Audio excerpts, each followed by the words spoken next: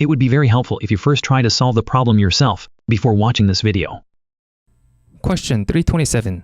Suppose the function f is continuous for all x and it is twice differentiable in the interval from 1 to 4. Okay, here we have a table with the f prime and f double prime. The question is, at what value of x is the graph of f have a relative maximum? Okay, the graph of f has a relative maximum when the sign of f prime changes from positive to negative, right?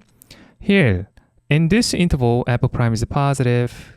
In this interval, f prime is negative, right? So f prime has a relative maximum at x equal 1.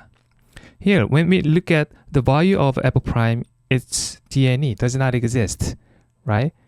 But the function is continuous, right?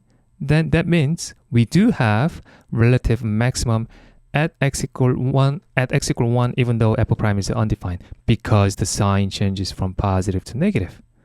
Okay? Let's draw the graph of f roughly. Here, when x is equal to 1, right here, f prime is positive, so f is increasing. But when we look at f double prime, it's negative, right? It's concave down.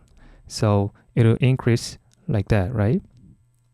Now after 1, we have f prime negative here, right? And f double prime is positive.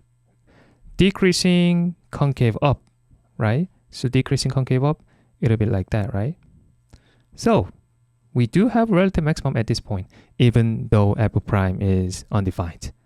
Okay? So all you have to look at is the sign of f prime. If f prime changes from positive to negative, and it is continuous at this point, then we do have a relative minimum at this point.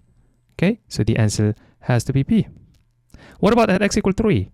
F prime, the sign of f prime doesn't change, right? At x equal 3, so we do not have relative maximum at x equal 3, right?